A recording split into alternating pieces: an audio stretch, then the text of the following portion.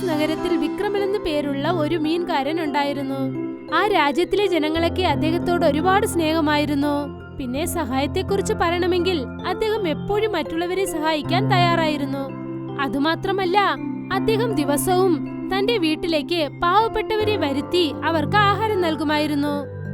ഇതാ, ഇന്ന് നിങ്ങൾ കഴിച്ചോളൂ. പക്ഷേ മോനെ, നീ എന്താ കഴിക്കുക? നിങ്ങൾ എന്നെ പറ്റി ഒന്നും വിഷമിക്കേണ്ട, നിങ്ങൾ വയറ് നിറച്ച് കഴിച്ചോളൂ. ഇവിടെ നോക്കു മോനെ, നിനക്ക് വളരെ വളരെ നന്ദിയുണ്ട്. നീ പാവപ്പെട്ട ജനങ്ങൾക്ക് വേണ്ടി കുറെ നല്ല കാര്യങ്ങൾ ചെയ്യുന്നുണ്ട്. അതെ, അത് എന്റെ കടമയാണ്. ജനങ്ങൾക്ക് സഹായം ചെയ്യുന്നത് അതൊരു ലോകധർമ്മമാണ്. എനിക്ക് ആ ഭാഗ്യം കിട്ടുന്നോണ്ട് അത് ചെയ്യുന്നത് വളരെ നല്ലതല്ലേ. ആരും വിഷപ്പോടെ ഞാൻ നിൽക്കാൻ വിടില്ല.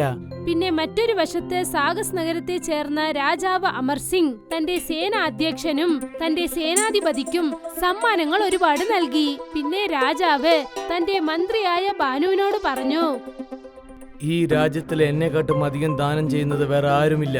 ഈ രാജ്യം മുഴുവനും എവിടെ തപ്പിയാലും എന്നെക്കാട്ടും ദാനം ചെയ്യുന്നത് ഒരുത്തിനും കിട്ടില്ല. അതിന് ഒരു സാധ്യതയില്ല. ഒരു പക്ഷേ അതുപോലുള്ള ഒരാളെ കിട്ടിയാൽ ഞാൻ അവന് ഇതുപോലെ പാതി രാജ്യം അങ്ങ് കൊടുത്തേക്കും. മഹാരാജാവേ, എനിക്ക് മനസ്സിലാവുന്നുണ്ട്, നിങ്ങൾ സംസാരിക്കുമ്പോൾ ഞാൻ നടുക്കാണ് സംസാരിക്കുന്നത്. പക്ഷേ എന്താണെന്ന് വെച്ചാൽ, നിങ്ങൾ പറയുന്ന പോലെ എനിക്ക് ഒരുത്തനെ അറിയാം. അവൻ നമ്മുടെ രാജ്യത്തിലാണ് ജീവിക്കുന്നത്. പിന്നെ അവന്റെ പേര് വിക്രമാണ്. അവരെന്തോ മത്സ്യത്തിന് തൊഴിലാണ് ചെയ്യുന്നത്. പക്ഷേ അവന്റെ മൊത്തം നല്ല കാര്യവും ഇവിടുത്തെ നാട്ടുകാരും രാജ്യമാണ് സംസാരിക്കുന്നത്. നിങ്ങൾക്കറിയാമോ? ഒരു പക്ഷേ അത് സത്യമാണെങ്കിൽ നമുക്ക് അവനെ പോയി കാണണം. പിന്നെ അവന് പരീക്ഷ വെക്കണം. എന്താ, നിങ്ങളും എന്റെ കൂടെ വരില്ലേ? മഹാരാജാവേ, നിങ്ങൾ ചോദിച്ചിട്ട് എന്നോട് എങ്ങനെ വരാൻ പറ്റില്ലെന്ന് പറയാൻ പറ്റുക? പക്ഷെ മഹാരാജാവേ, ഇങ്ങനെ തന്നെ നമ്മൾ പോയാൽ അവന് എല്ലാ കാര്യവും മനസ്സിലായിക്കോളും. അങ്ങനെ വെച്ചാൽ നമുക്ക് വേഷം മാറി അങ്ങ് പോയേക്കാം. രാജാവ് അമർ സിംഗ് പിന്നെ ബാനു രണ്ടുപേരും സാധാരണ ജനങ്ങളെ പോലെ വേഷമിട്ടുകൊണ്ട് വിക്രമിനെ കാണാനായി ചെന്നു. രാജാവും ബാനുവും ആ സ്ഥലത്തേക്ക് ചെന്നു ചേർന്നു. എന്നിട്ട് വിക്രമിനോട് പറഞ്ഞു, ഇവിടെ നോക്കുമോനെ, ഞങ്ങൾക്ക് കുറച്ച് സഹായം ചെയ്യാൻ പറ്റുമോ? ആ പറയൂ, നിങ്ങൾക്ക് എന്ത് സഹായം വേണ്ടത്? അത് പിന്നെ ഞങ്ങൾക്ക് ഈ നദിയുടെ ആ കരയ്ക്ക് പോണം. നീ നിന്റെ പടക് വെച്ചിട്ട് ഞങ്ങൾ അങ്ങോട്ട് കൂട്ടിക്കൊണ്ടു പോവോ? എങ്ങനെ നോക്കിയാലും ഈ പടകിൽ അത്ര സ്ഥലമില്ലല്ലോ. പക്ഷെ ഞാൻ നിങ്ങളെ രണ്ടുപേരെയും നദീന്റെ ആ കരയ്ക്ക് കൊണ്ടുപോയേക്കാം. നിങ്ങളൊന്നും വിഷമിക്കേണ്ട. നിങ്ങൾക്ക് വളരെ വളരെ നന്ദിയുണ്ട്. വിക്രം രാജാവ് പിന്നെ ബാനുവിനെ രണ്ടുപേരെയും ആ നദി കടന്ന് കൂട്ടിക്കൊണ്ടുപോയി. പിന്നെ ബാനു വിക്രമിനോട് പറഞ്ഞു, വളരെ നന്ദിയുണ്ട് മോനെ. പിന്നെ ഭക്ഷണം കഴിക്കാൻ വല്ലതും ഭക്ഷണം കിട്ടിയാൽ സന്തോഷമായിട്ടും ഉണ്ടാവും. നിങ്ങളൊന്നും വിഷമിക്കേണ്ട. നിങ്ങൾ എന്റെ വീട്ടിലേക്ക് വരാം. ഞാൻ നല്ല ഭക്ഷണം നിങ്ങൾക്ക് തരാം. വിക്രം രാജാവിനെയും ബാനുവിനെയും തന്റെ വീട്ടിലേക്ക് കൂട്ടിക്കൊണ്ടുപോയി. പിന്നെ ആഹാരം പാചകം ചെയ്ത് അവർ രണ്ടുപേർക്കും നൽകി.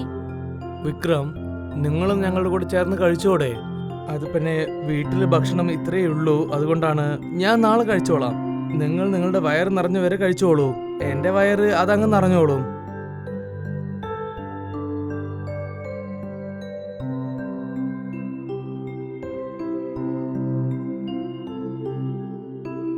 ഭക്ഷണത്തിന് വളരെ നന്ദിയുണ്ട് വിക്രം.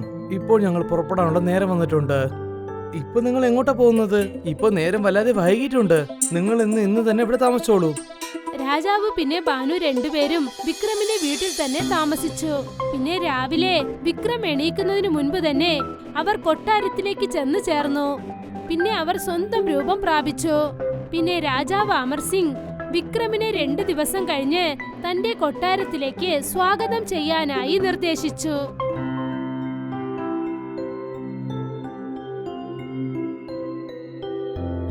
വരൂ വിക്രം, വരൂ. ഞാൻ നിന്റെ കൊട്ടാരത്തിൽ സ്വാഗതം ചെയ്യുന്നു. നിങ്ങൾക്ക് നന്ദിയുണ്ട് മഹാരാജാവേ. നിങ്ങൾ എന്തിനു വേണ്ടിയാണ് എന്നെ ഇങ്ങോട്ട് വരാൻ പറഞ്ഞതെന്ന് അറിയാമോ? ഞാനും മന്ത്രിയും 2 ദിവസം മുമ്പ് നിന്നെ കാണാൻ വേണ്ടി മാറുവേഷത്തിൽ ഞങ്ങൾ വന്നിരുന്നു.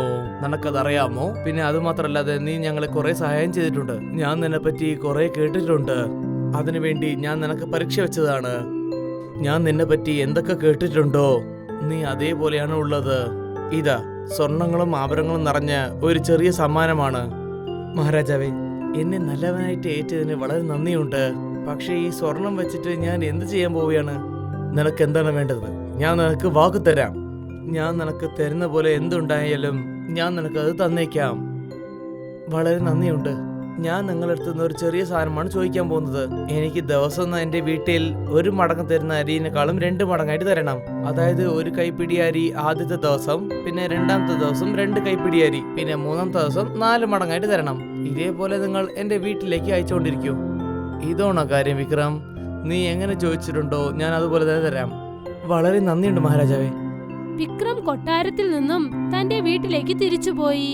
പിന്നെ രാജാവ് അമർ സിംഗ് ബാനുവിനോട് എന്തു പറഞ്ഞെന്നാൽ, വിക്രം ഒരു നേർമയുള്ള മനുഷ്യൻ തന്നെയാണ്, പക്ഷേ മീൻ പിടിക്കുന്നവന് ബുദ്ധി കുറച്ച് കുറവാണ്. ഞാൻ അവൻ്റെ അടുത്ത് സ്വർണവും ആഭരണങ്ങളും എടുത്തിട്ട് പോകാൻ പറഞ്ഞു. പക്ഷേ അവൻ അതൊക്കെ വിട്ടിട്ട് വെറും കൈപ്പിടി അരി മാത്രം മതി എന്ന് പറയുന്നു. ഞാനും ഇത് കണ്ടിട്ട് വല്ലാതെ അത്ഭുതത്തിലാണ് ഉള്ളത് മഹാരാജാവേ. കൊട്ടാരത്തിന്റെ അരിമണ്ടിയിൽ നിന്നും ദിവസവും അരിയുടെ മടങ്ങ് 2 മടങ്ങായി വിക്രമിന്റെ വീട്ടിലേക്ക് ചെല്ലാൻ തുടങ്ങി. പിന്നെ കുറച്ചു ദിവസത്തിനകം 1 ചാക്ക്, 2 ചാക്ക്, ഏകദേശം 1 മാസത്തിനകം തന്നെ കൊട്ടാരത്തിന്റെ അരിമണ്ടിയിൽ നിന്നും ഒരുപാട് ചാക്കുകൾ വിക്രമിന്റെ വീട്ടിലേക്ക് ചെല്ലാൻ തുടങ്ങി. പിന്നെ വിക്രം എല്ലാ അരിച്ചാക്കുകളും ഗ്രാമത്തിലെ പാവപ്പെട്ട ജനങ്ങൾക്ക് പകർന്നു നൽകി. ഇത് കണ്ടിട്ട് ബാനു രാജാവിനോട് പറഞ്ഞു, മഹാരാജാവേ, അരിന്റെ കുറെ മൂട്ടകളൊക്കെ നമ്മൾ വിക്രമിന്റെ വീട്ടിൽ അയച്ചുകൊണ്ടിരിക്കുകയാണ്. ഈ ചില മൂട്ട അരികൾ കൊണ്ട് ഞാൻ എന്താ പാവപ്പെട്ടവനാവാൻ പോവുകയാണോ? പതുക്കെ പതുക്കെ ഗ്രാമത്തിലെ ജനങ്ങളെല്ലാം വിക്രമിന്റെ വീട്ടിലേക്ക് അരിച്ചാക്ക് വാങ്ങാനായി വന്നു. പിന്നെ ആ രാജ്യം മുഴുവൻ വിക്രമിന്റെ പേര് എല്ലാ സ്ഥലത്തും പുകഴ്ത്തപ്പെട്ടു. പിന്നെ ഇക്കാര്യം ബാനു രാജാവ് അമർ സിംഗിനോട് ചെന്ന് പറഞ്ഞു. മഹാരാജാവേ, മൊത്ത രാജ്യവും ഈ വിക്രമിനെ പറ്റിയാണ് സംസാരിക്കുന്നത്. ഇവിടെ നോക്കൂ, നമ്മുടെ അരിമണ്ടിയിൽ തന്നെ അരി കുറകൾ എടുത്ത് ആ വിക്രം നമുക്ക് തന്നെ പ്രശ്നമായി പോവല്ലോ. ഇത് കേട്ടതും രാജാവ് അമർ സിംഗ് ഒരുപാട് വിഷമത്തിലായി. എന്നിട്ട് വിക്രമിനെ തന്റെ കൊട്ടാരത്തിലേക്ക് വിളിച്ചു വരുത്തി. നീ എന്താണ് ചെയ്യുന്നത് എനിക്ക് നന്നായിട്ട് അറിയാം വിക്രം.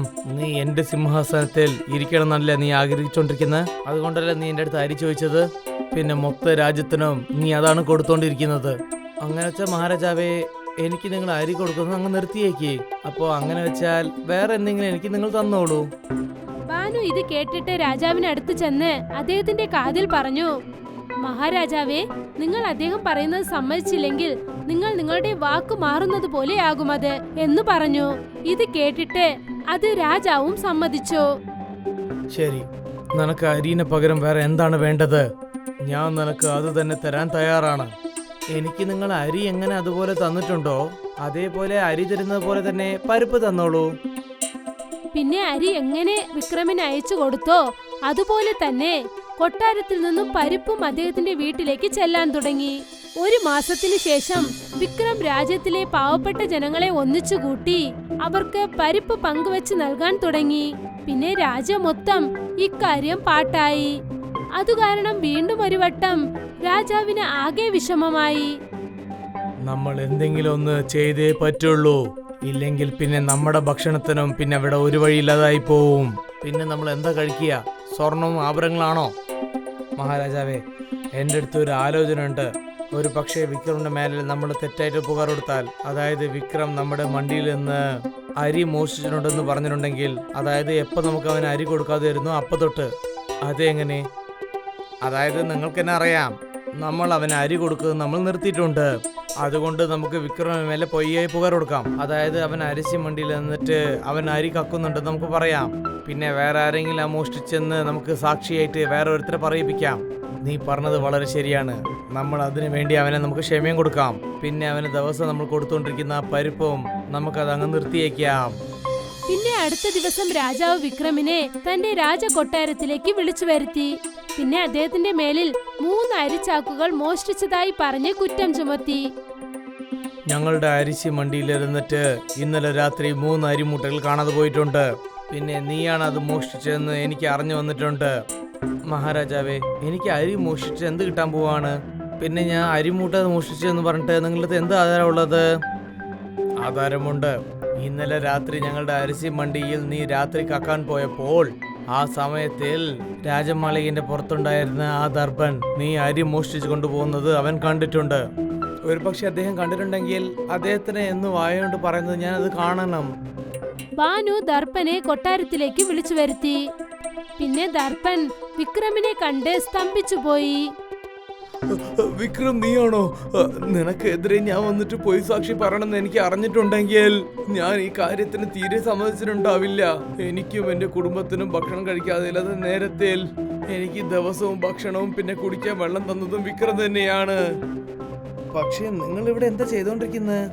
രാജാവിന്റെ മന്ത്രി ഉണ്ടല്ലേ ബാനു, അദ്ദേഹം നിനക്കെതിരെ പോയി സാക്ഷി പറയണമെന്ന് എന്റെ അടുത്ത് പറഞ്ഞു. പക്ഷെ എനിക്ക് ഒരു കാര്യം അറിയില്ല, അത് നീയാണെന്ന് അറിയില്ല. വിക്രം എന്നോട് ക്ഷമിക്കൂ.